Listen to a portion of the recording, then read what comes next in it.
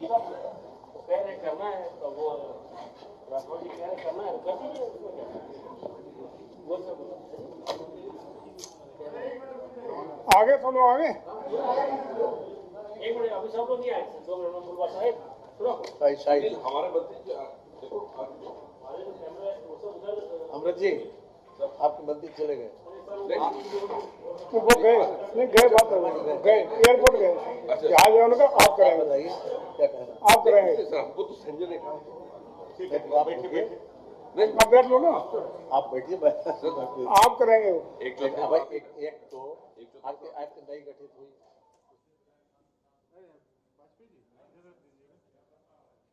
क्या है कौन सा 54 गाँव है सर। ठीक ठीक। हाँ लोग गायब क्यों हैं? अरुण कुमार जी फाइट चलोगी क्या क्या बिफोर टाइम आ गए क्या हम लोग? 10 हो गया, 10 मेरा शुरुआत वाला हैं? आ गए लोग। शुरुआत वाला। अच्छा सूचना थी ही नहीं। अरे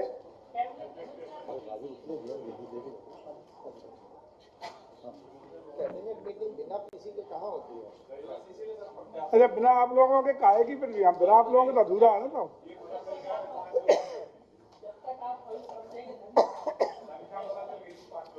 तो अच्छा नहीं अभी शाही जी हैं, अभी शाही जी आ रहे हैं।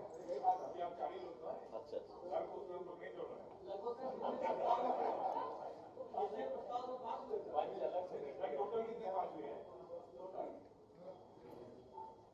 हाँ जी। टोटल कितने प्रस्ताव? टोटल 30 30 30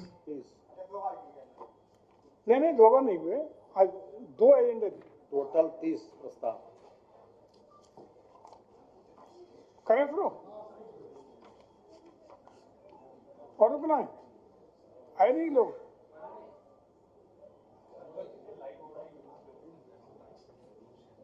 चलो मैं कह के चल रहे, बाद में आप कर लेंगे। 10-11 हम करेंगे। 10-11 इलेक्ट्रिक हाँ। वाला है और ये है लोन वाला। मैं 2 मेरे नोट कर लिए, मैं असल में मेरा समीक्षा बैठक लगी हुई है, फिर आप लोग करते रहेंगे। हाँ जैसा कि आप सब जानते हैं कि पूरे प्रदेश में पर्यटन की दृष्टि से बढ़ावा देने की तमाम योजनाएं देने का, पर्यटन सुविधा विकसित करने का काम प्रदेश सरकार कर रही है। और खास रूप से मथुरा वृंदावन के विकास के लिए ब्रज तीर्थ विकास परिषद निरंतर रूप से इसके लिए काम कर रही है। और पर्यटकों की सुविधा के लिए हम लोगों ने एक वृंदावन में प्रासाद योजना के अंतर्गत एक पर्यटन सुविधा केंद्र शुरू किया था, जिसका लोकार्पण माननीय प्रधानमंत्री के द्वारा 11 फरवरी 2019 को किया गया था। बहुत अच्छे परिणाम आए। वहाँ हमने बड़े टॉयलेट ब्लॉक, डॉर्मेट्री, खुला रसोई क्षेत्र, 56 बसों की पार्किंग की व्यवस्था, छोटी गाड़ियों की पार्किंग की व्यवस्था करी थी, जिसके बहुत अच्छे परिणाम आए। और परिणामों से पर्यटकों की संख्या में वृद्धि हुई और पर्यटकों को काफी सुविधाएं मिली। इसी से इसके अच्छे परिणामों को देखते हुए हम लोगों ने ग्राम अकबरपुर जैत NH-19 पे है ये, इसमें सिंचाई विभाग की भूमि पर वहाँ सिंचाई विभाग का डाक बंगला बना हुआ था, बहुत जीर्ण शीर्ण स्थिति में लंबे समय तक पड़ा था, अनुपयोग। जनपद मथुरा के अकबरपुर जैत, ये NH-19 है जो नेशनल हाईवे 19 मुख्य दिल्ली आगरा कानपुर कैलकाटा रोड, उसी मेन हाईवे पे सिंचाई विभाग का एक डाक बंगला जो लंबे समय से वहाँ अनुपयोगी था, उसका रकबा उपयोगी था, मतलब अनुपयोगी था, अनुपयोगी अब उपयोगी बनाया जा रहा है। उसके गाटा संख्या 685, रकबा 2.03 हेक्टर, उसको आज निःशुल्क रूप से सिंचाई विभाग ने हमारे उत्तर प्रदेश ब्रज तीर्थ विकास परिषद को निःशुल्क देने का कैबिनेट ने निर्णय किया है और उसी को आज हम लोग 15 करोड़ की लागत से वहाँ यही जो वहाँ पर्यटकों की सुविधा है टूरिस्ट फैसिलिटेशन सेंटर की स्थापना करने का काम करेंगे। उससे निश्चित रूप से पर्यटकों को बढ़ावा मिलेगा, सुविधाएं मिलेंगी और एक अच्छा एक माइलस्टोन ये साबित होगा NH-19 पर। दूसरा निर्णय एक हम लोग हमारे विभाग से संबंधित माननीय मंत्री परिषद ने लिया है कि मथुरा जनपद में कोसी कला के पास एक कोकला वन अंतर्गत शनि धाम है, वहाँ उसकी परिक्रमा मार्ग का निर्माण, टॉयलेट ब्लॉक का स्थापना, सोलर प्लांट की स्थापना करने का काम कराया जाना है। उसके लिए हम लोगों को 2.0112 हेक्टेयर जमीन वन विभाग की ली जानी थी, लेकिन इस शर्त पर वन विभाग में जमीन देने को सहमत था कि उसके बदले में उनको वृक्षारोपण के लिए अन्य जगह इतनी ही क्षेत्रफल की उपलब्ध कराई जाए। तो उसके लिए हमने गांव सभा की भूमि महावन के वन विभाग की जो हमने ली है भूमि, ग्राम माधौर की 2.11 हेक्टेयर भूमि गांव सभा की उन्हें हैंडओवर करने का काम माननीय कैबिनेट ने आज निर्णय लिया है। तो जो जमीन हमें उसका सर्किल परिक्रमा मार्ग और ये सुविधाएं पर्यटन सुविधा उपलब्ध कराने के लिए वन विभाग की हमने ली है, यानी ब्रज तीर्थ विकास परिषद को जो मिल रही है उतनी ही जमीन गांव सभा की हम वन विभाग को उपलब्ध कराएंगे ताकि वन क्षेत्र अपना डेवलप करने का काम कर सके। ये दोनों एक्सचेंज, जमीन का एक्सचेंज गांव सभा के और वन विभाग के बीच में करने का निर्णय माननीय मंत्रिपरिषद ने लिया है। इनसे मैं समझता हूँ कि कोकिला वन में जो शनिधाम है, या लाखों की संख्या में प्रत्येक शनिवार जो तीर्थयात्री और हमारे श्रद्धालु आते हैं पूरे देश भर से, उनके लिए बहुत ही अच्छा ये बड़ा परिक्रमा मार्ग डेवलप हो जाएगा, जिससे श्रद्धालुओं की संख्या में वृद्धि होगी और पर्यटन की बेहतर सुविधाएं और डेवलप हो सकेंगी। ये दो निर्णय हम लोग बताएंगे, बाकी आगे का आप लोग करेंगे। धन्यवाद। निःशुल्क, वो तो एक्सचेंज है, एक्सचेंज जमीन का एक्सचेंज है। बहुत बहुत धन्यवाद। एक महत्वपूर्ण जो किसानों के हित में है, अपने जो लघु सीमांत किसान हैं, संकल्प पत्र 2022 में ये हम सब घोषणा किए थे कि लघु सीमांत किसानों को सिंचाई क्षमता के दृष्टि हम लोग उनको बढ़ाएंगे, उनकी क्षमता बढ़ाएंगे और किसान आत्मनिर्भर बनेगा। इसके लिए मुख्यमंत्री लघु सिंचाई योजना के अंतर्गत अपने संकल्प सरकार ने 5,000 करोड़ का प्रावधान किया है और 22-23 में 1,000 करोड़ रुपया मुख्यमंत्री लघु सिंचाई योजना के अंतर्गत बजट का प्रावधान किया है। इसमें नवीन कार्यों में पूर्व से निर्मित उथले नलकूप पर पंप सेट, हौज, वाटर टैंक व जल वितरण प्रणाली, उथले, मध्यम, गहरे और गहरे नलकूपों पर सोलर पंप सेट और पठारी क्षेत्रों में ब्लास्ट वेल चेक डैम, मरम्मतकार चेक डैम और तालाबों के तालाबों पर भू स्तरीय सिंचाई हेतु सोलर पंप सेट एवं roof top rain water harvesting आदि कार्यों का समावेश है।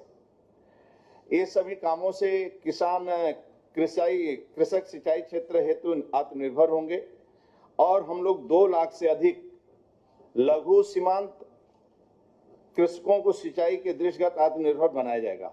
ऐसा हम लोग सोचे हैं कि पर वर्ष 2 लाख किसान, और मुख्यमंत्री लघु सिंचाई योजना से ही जो ये पाइप आदि गुणवत्ता सामग्री शासकीय जेम पोर्टल पर ही विभाग से केंद्रीकृत व्यवस्था के अंतर्गत जेम पोर्टल पर अनुबंध सामग्री भी और जेम पोर्टल पर ही ये सब किया जाएगा। मुख्यमंत्री लघु सिंचाई योजना के कारण जो ब्लास्ट वेल है, इसके कारण जहां हमारे पठारी क्षेत्र हैं वहां के किसानों को भी अब लाभ मिलेगा और एक तरह का वर्षा जल संचयन का वाटर रिचार्ज भी इन क्षेत्रों में किया जाएगा। इससे किसानों को बहुत लाभ मिलने वाला है, जिसकी हम कल्पना नहीं कर सकते। दूसरी योजना जो है हमारा ये चौधरी चरण सिंह डलमऊ बी पंप नहर प्रणाली है। इसके माध्यम से किसानों को ये योजना के उपरांत 7,134 हेक्टेयर सींच की पुनर्स्थापना तथा 10,313 हेक्टेयर के अतिरिक्त सींच, इस प्रकार यह 17,747 सींच बढ़ेगी और 222 ग्राम पंचायतों की सिंचाई सुविधा उपलब्ध कराई जाएगी और 40,000 कृषक इससे लाभ प्राप्त करेंगे। परियोजना के कमांड क्षेत्र में जो डार्क जोन है और उससे भी परियोजना को पूर्ण लाभ मिलेगा। भूगर्भ जल स्तर भी वृद्धि होगी और इस परियोजना से जन सामान्य को, जिसमें अधिकांशतः कृषक और पूर्ण रूप से कृषि पर निर्भर है, सिंचाई को सुनिश्चित और नियमित व्यवस्था होने से उत्तम फसल मिलने के कारण पारिवारिक आय वृद्धि होने पर जीवन स्तर भी बेहतर होगा। ये महत्वपूर्ण योजना है जिससे उन्नाव और रायबरेली के किसानों को इससे लाभ मिलेगा। यही दो महत्वपूर्ण योजना था सिंचाई विभाग का और आप सबका मैं करवा चौथ के अवसर पर हार्दिक शुभकामनाएं देता हूँ। धन्यवाद। मैं कंटिन्यू करता हूँ इसमें। आप बोले, मैं हाँ, मैं बोल लेता हूँ। अब मुख्यमंत्री आदरणीय योगी आदित्यनाथ जी की अध्यक्षता में जो आज मंत्रिपरिषद की बैठक हुई है, ये मुख्यतया आज का दिवस किसानों को समर्पित रहा है और साथ साथ में कुछ नई नीतियों को बनाने का।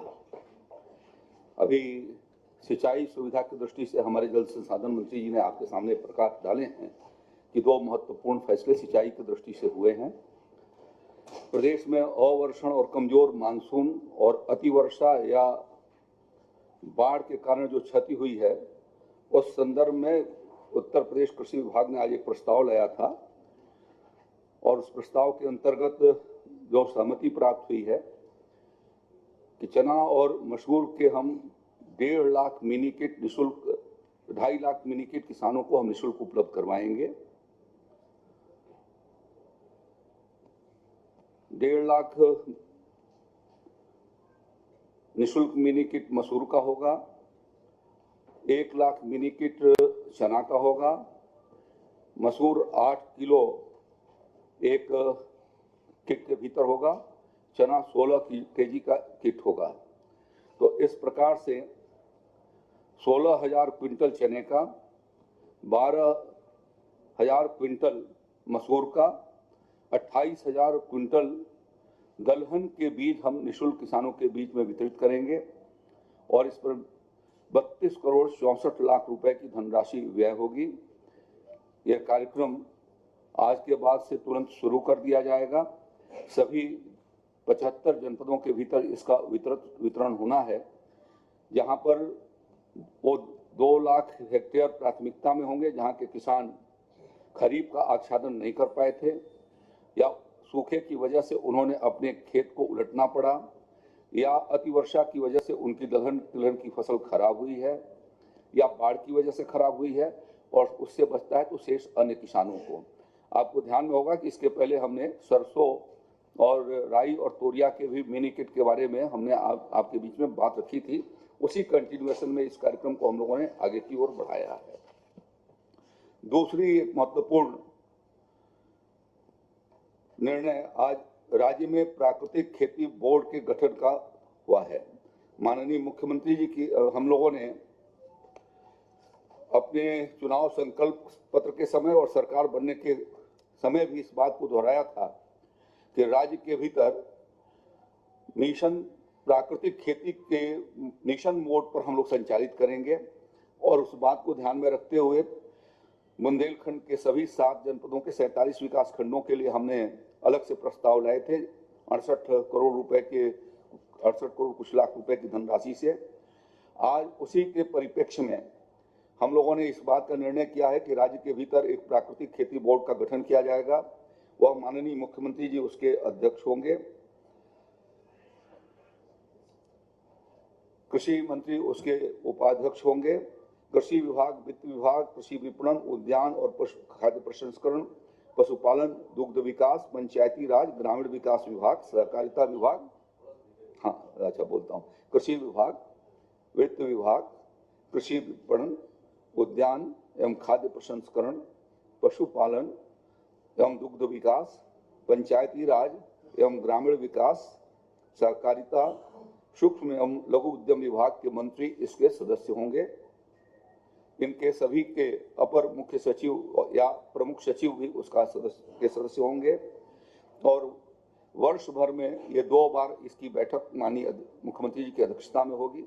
हर 6 माह पर उसकी कार्य योजना बनाए जाने की दृष्टि से और उसके क्रियान्वयन की समीक्षा की दृष्टि से। मुख्य सचिव उत्तर प्रदेश के अध्यक्षता में एक दूसरी बॉडी गवर्निंग बॉडी के रूप में बनेगी, जिसके कृषि उत्पादन आयुक्त तो भी सदस्य होंगे।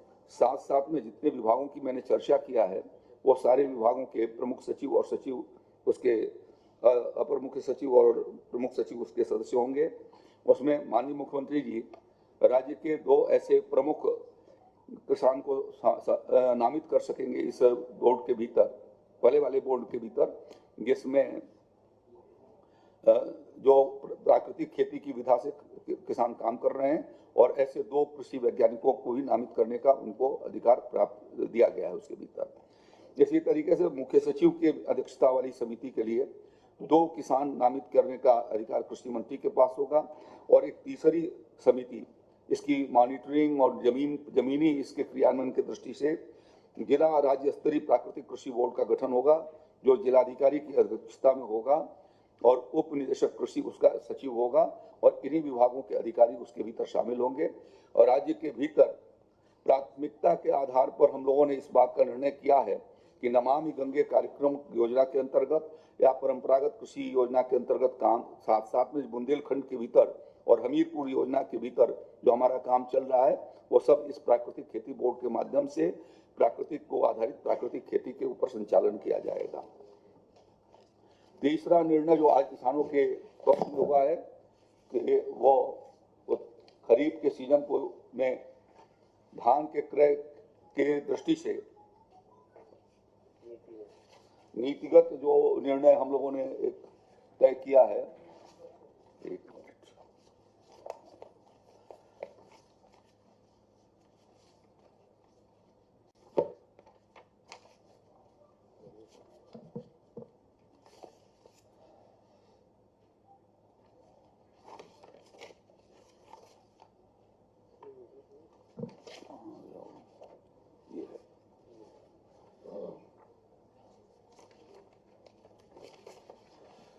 ये खरीफ विपणन वर्ष 22-23 के मूल्य समर्थन योजना के अंतर्गत धान क्रय हेतु सहकारिता विभाग के नियंत्रणाधीन उत्तर प्रदेश कोऑपरेटिव फेडरेशन तथा Uttar Pradesh cooperative union limited को राष्ट्रीयकृत बैंकों से अल्पकालिक ऋण लिए जाने की शासकीय गारंटी देने का फैसला किया है, जिसके अंतर्गत पीसीएफ को 4,000 करोड़ रुपए तक की गारंटी और पीसीयू को 800 करोड़ रुपए के, क्योंकि उनको वर्किंग कैपिटल की आवश्यकता होगी तो उसको धनराशि की व्यवस्था हो सके, इस दृष्टि से ये शासकीय गारंटी दिए जाने का फैसला हुआ है।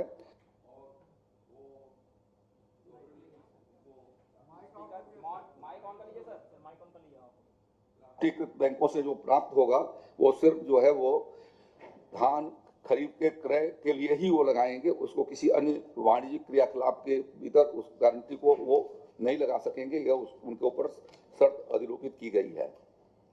इन धनराशि को वापस किए जाने की जिम्मेदारी भी उनके ऊपर होगी। ये ऋण जो है वो 4 माह तक के लिए राज्य सरकार ने गारंटी लिया है। राज्य सरकार चाहेगी कि वो मितव्यता के आधार पर जो है वो समय से धनराशि को वो भुगतान बैंकों को करें, ये सुनिश्चित किया जाएगा। पीसीएफ और पीसीयू ऑनलाइन बिलिंग की व्यवस्था इसकी बनाएंगे और कोई यदि आवश्यकता होगी तो फिर माननीय मुख्यमंत्री जी जो विभागीय मंत्री जी हैं उनसे भी वो इस बात का परामर्श और अनुमति वो प्राप्त करेंगे। तीसरा प्रस्ताव 2022-23 में धान के समर्थन मूल्य पर क्रय करने का राज्य सरकार ने निर्णय लिया है। इस साल धान का क्रय कॉमन श्रेणी के धान को 2040 रुपये प्रति कुंटल के हिसाब से और ग्रेड ए हेतु 2060 रुपये प्रति कुंटल के आधार पर निर्धारित किया गया है। ये धान के क्रय केंद्र लखनऊ संभाग के 3 जिले हरदोई, लखीमपुर, सीतापुर तथा बरेली, मुरादाबाद, मेरठ, सहारनपुर, आगरा, अलीगढ़, झांसी मंडल के जो आने वाले जनपद हैं वहां पर 1 अक्टूबर 2022 से 31 जनवरी 2023 तक धान का क्रय किया जाएगा। इसी प्रकार से 1 नवंबर 2022 से 28 फरवरी 2023 तक 2 चरणों में होगा। कुछ क्षेत्रों के भीतर जो है वो 1 महीने बाद 1 नवंबर से प्रारंभ होगा, जिसमें लखनऊ, रायबरेली, उन्नाव तथा चित्रकूट, कानपुर, अयोध्या, देवी पाटन, बस्ती, गोरखपुर, आजमगढ़, वाराणसी, मिर्जापुर, प्रयागराज, ये 7 मंडल, 3 जनपद यहाँ के और 7 मंडल वो मिलकर के ये 1 नवंबर 2022 से लेकर के 28 फरवरी 2023 तक धान का क्रय करेंगे। इसमें धान के क्रय किए जाने का समय 9 बजे से लेकर के 5 बजे तक निर्धारित किया गया है। आवश्यकता पड़ेगी तो जिलाधिकारी उसको संशोधित कर सकेंगे। रविवार और गजटेड हॉलीडे को छोड़ करके प्रत्येक दिन जो है वो धान का क्रय किया जाएगा। इस संदर्भ में 4000 क्रय केंद्र राज्य के भीतर स्थापित किए जाएंगे। खाद्य विभाग के 1350, पीसीएफ के 1500, उत्तर प्रदेश कोऑपरेटिव यूनियन के 550, राज्य कृषि आपको प्रेस नोट देंगे। आप नोट के लिए इतना नोट कर सकते हैं। पीसीएफ के 1500, पीसीयू के 550, कृषि मंडी परिषद द्वारा 200, उपभोक्ता सहकारी संघ यूपीएसएस के द्वारा 200, भारतीय खाद्य निगम के द्वारा 200। इस प्रकार से ये धान क्रय करने की उनको क्रय केंद्र स्थापित किए जाने के लिए राज्य सरकार ने लक्ष्य निर्धारित किया है। इस संदर्भ में धान के क्रय का लक्ष्य एजेंसियों के अनुसार घटाया बढ़ाया जा सकेगा, ये आगे कारण दिए जाने पर इस बारे में निर्णय किया जा सकता है। जिलाधिकारी की अनुमति से ये किसानों के सुविधा अनुसार जो जहां पर क्रय किया जा सकता है वहां पर क्रय केंद्र स्थापित किए जाएंगे और एजेंसियों को ऐसे भवन के भीतर भी किराए पर लेने की अनुमति मिली है जहां पर 1000 मीट्रिक टन के भंडारण की क्षमता रखी जा सके। राज्य सरकार इस बात के लिए दृढ़ता के साथ इस बात की व्यवस्था कर रही है कि जो हम क्रय कर रहे हैं उसका भंडारण ठीक प्रकार से हो और उसका किसी प्रकार का नुकसान और क्षति न होने पाए। जी, धान कर क्रय का लक्ष्य 50 लाख मीट्रिक टन, 70 लाख है, जरा पूछ लिए तो कितना है। पिछले बार से ज्यादा है, पिछले साल 50 लाख मीट्रिक टन था, 5 लाख बढ़ाए थे।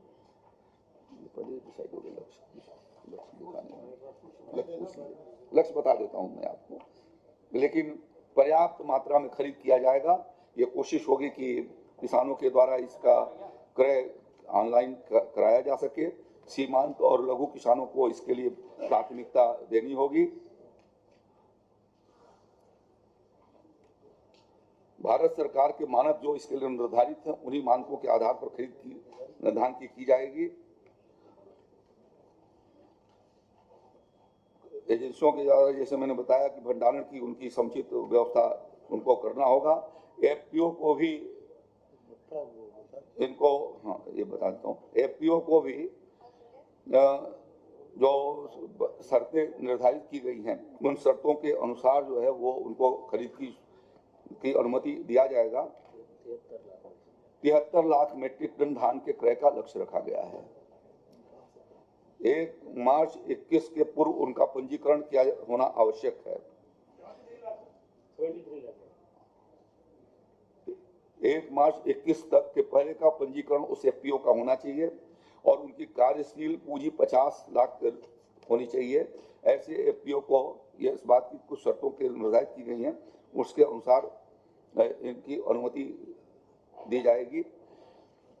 जो एजेंसियों के द्वारा जो क्रय केंद्रों पर 2 इलेक्ट्रॉनिक कांटा और 1 नमी मापक यंत्र, यह अनिवार्य रूप से मंडी समिति उसकी व्यवस्था करेगी। राज्य सरकार ने इस बार मिलेट वर्ष 2023 के परिप्रेक्ष्य में इस बात का निर्णय किया है कि हम मक्के और बाजरे की खरीद भी इस खरीफ के मौसम में हम उसकी भी खरीद करेंगे और इस दृष्टि से मक्के का जो एमएसपी का रेट 1962 रुपए प्रति कुंटल निर्धारित किया है, बाजरे का 2350 रुपए प्रति कुंटल के हिसाब से खरीद होगी।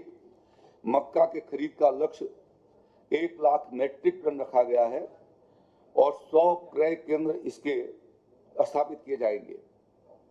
बाजरा का लक्ष्य 50,000 मेट्रिक टन रखा गया है। 25 क्रय केंद्र मक्के की भी खरीद के होंगे। क्रय एजेंसियां इसके भंडारण की रख रखाव की इसकी व्यवस्था करेंगी। मक्के की खरीद बुलंदशहर, हापुड़, बदायूं, अलीगढ़, एटा, कासगंज, फिरोजाबाद, मैनपुरी, हरदोई, उन्नाव, कानपुर नगर, कानपुर देहात, कन्नौज, फर्रुखाबाद, इटावा, औरैया, गोंडा, बहराइच, श्रावस्ती, बलिया, जौनपुर, देवरिया, सोनभद्र और ललितपुर में होगी। ये कुल मिलकर के हो जाते हैं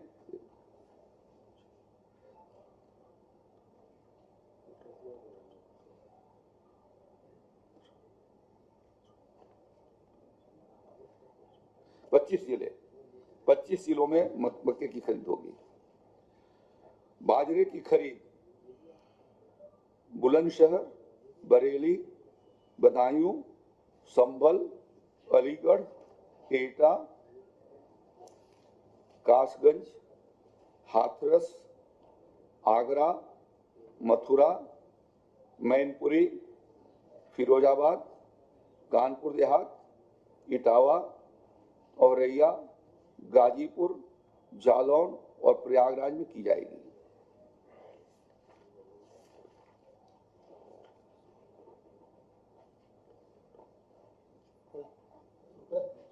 अठारह जनपद हो गए बाजरा की दृष्टि से।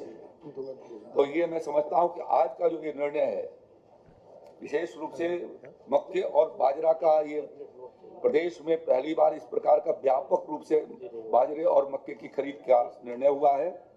अगला वर्ष जो है वो अंतर्राष्ट्रीय स्तर पर मिलेट वर्ष के रूप में मनाया जाना है और इसलिए राज्य सरकार ने इसको प्राथमिकता के आधार पर इसको भी खरीद का निर्णय किया है। माननीय मुख्यमंत्री योगी आदित्यनाथ ने। मित्रों, उत्तर प्रदेश देश का सबसे बड़ा दुग्ध उत्पादक राज्य है, इसलिए हम इस बार कैबिनेट में उत्तर प्रदेश दुग्धशाला विकास एवं दुग्ध उत्पादक प्रोत्साहन नीति 2022 लाए हैं। इससे